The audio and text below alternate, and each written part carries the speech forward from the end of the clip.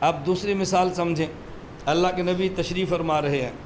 عنوان ذہن میں ہے، رمضان المبارک کا مہینہ عظمت والا ہے، اور پہلی بات کیا فرمائی؟ فیہ لیلۃ خیر من الف شہر، اس میں رات ایک ہے اور 1000 ماہ سے بہتر ہے، دیکھو برکت والی رات ہے۔ اب دوسری بات اللہ کے نبی نے پھر سمجھائی، فرمایا رمضان مبارک ایسا مہینہ ہے کہ جعل اللہ صیامہ فریضہ وقیام لیلۃ تطوعا، اللہ رب العزت نے رمضان المبارک کا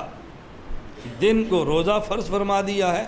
اور رمضان المبارک کی رات کو تراویح کو اللہ پاک نے فرض تو نہیں فرمایا لیکن عبادت کے لیے مستحب قرار دیا ہے۔ رمضان کا روزہ دن کا اور رمضان کی رات کی تراویح، اب دن کو روزہ رکھنا ہے اور رات کو تراویح ہے۔ اب اللہ کے نبی برکت کی مزید تشریف فرما رہے ہیں، آدمی عام دنوں میں روزہ بھی رکھتا ہے اور عام دنوں میں رات کو قیام بھی کرتا ہے، رات کو نوافل بھی پڑھتا ہے، لیکن رمضان کا روزہ اور رمضان کا نوافل، علم میں اور عام روزوں اور عام نوافل میں فرق کیا ہے؟ اب اللہ کے نبی فرماتے ہیں دوسری بات سمجھیں، رمضان کے دن کے روزے کو اللہ نے فرض قرار دیا اور رمضان کی رات کی تراویح کو اللہ نے مستحب قرار دیا قیام کو، اور اس میں ملے گا کیا؟ فرمایا من تقرب فیہ بخصلۃ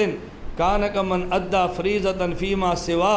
رمضان کو اگر رمضان کی رات کو آپ نے نفل پڑھ لیے تو یہ دیکھنے میں نفل ہے لیکن اس پہ جو اجر ملے گا وہ غیر رمضان کے فرض کے برابر ہوگا۔ تو رمضان کا نفل برکت والا ہے، رمضان کا نفل غیر رمضان میں فرض پڑھیں تو فرض کا اجر ہے اور نفل ہو تو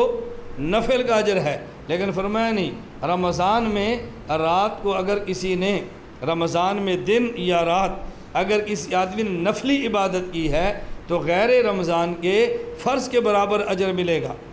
اور آگے تیسری بات ارشاد فرمائی ومن ادا فریضۃ فیہ کان کمن ادا فریضۃ فیما کان کمن ادا 70 فریضۃ فیما سوا، اور اگر کوئی آدمی رمضان میں روزہ رکھتا ہے جو فرض ہے، نماز پڑھتا ہے جو فرض ہے، زکوٰۃ دیتا ہے جو فرض ہے، اگر رمضان میں آدمی کوئی فرض عبادت ادا کرتا ہے اللہ اس کو غیر رمضان کے 70 فرضوں کے برابر اجر عطا فرمائیں گے۔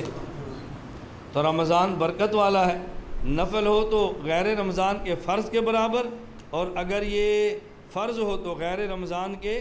70 فرضوں کے برابر۔